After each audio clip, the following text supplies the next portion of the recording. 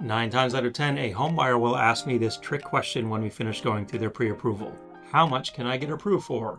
Is it a trick question because they're trying to trick me? No, that's not it at all. It's just the wrong question to ask. There's 2 reasons for that, and then I'll share with you what I think the better question would be.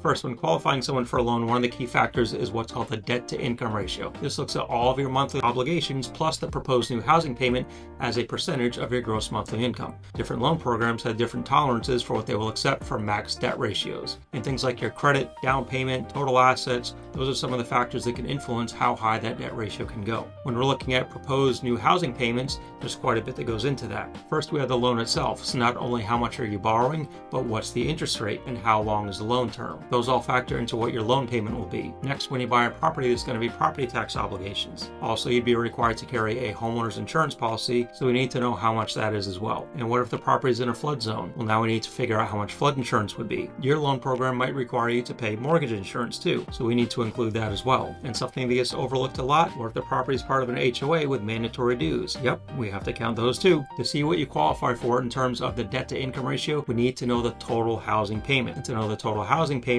we need to know the loan terms, how much property taxes are, how much home insurance is, if it's in a flood zone and how much that flood insurance might be. The loan requires mortgage insurance and how much that is, and if the home has mandatory HOA dues. If you found 3 houses you like and they're all exactly $300,000 homes and you know you want to put down 5%, we can pretty easily determine the loan payment and mortgage insurance, which would be the same across all 3 homes. Now here's where it gets tricky. Are all 3 homes taxed exactly the same? Probably not. They can actually vary quite a bit, especially if houses are in different towns, cities, counties, or states. Next, how about if you send all 3 properties to your insurance agent and ask them for a quote? They're probably going to ask you specific information about each property. The size, age, condition, details about the mechanical systems, the age and type of roof for each house. And after gathering all these details, they're going to generate a quote that's different for each house. And these differences can be significant. Here's another difference. Let's say property 1's in a flood zone, so now we have to count the cost of flood insurance for that house, where the other 2 properties don't have flood insurance. And property 3 is in an HOA that has a $125 a month mandatory fee, the other are not in an HOA. So what we find after careful review is that all 3 houses, all for $300,000, will have vastly different monthly payments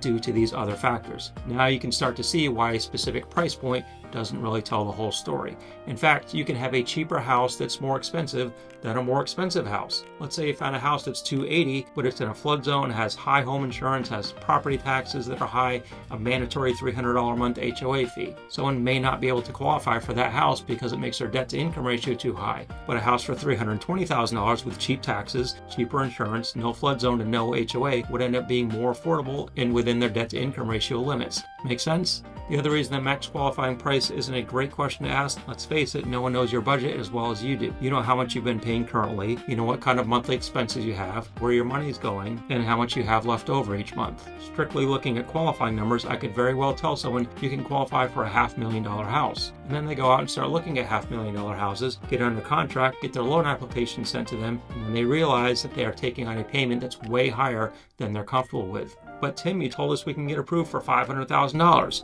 That's right, you can get approved, but at the end of the day, you're the one responsible for that payment. Is that a payment you want to make every month? Here's a more useful question to ask. What is the maximum payment that I can qualify for? And then, if the maximum payment I'm comfortable with is this, what's the ballpark price range I should be looking in to keep my payment below that limit? Remember, we can't give you an exact price to look for because every house will have different taxes, insurance, or HOA payments, but we can give you a rough idea of where you should be looking. And then best practice, when you see a house that you like in that price range, share that info with your loan officer. They can look at taxes, check HOA and flood zones, and even check some insurance quotes with you to make sure that housing payment will fit within the amount you're willing to pay. Asking these questions will give you better clarity and a more accurate picture of what price range is appropriate to look in and make sure the house you buy fits within your payment and budget goals.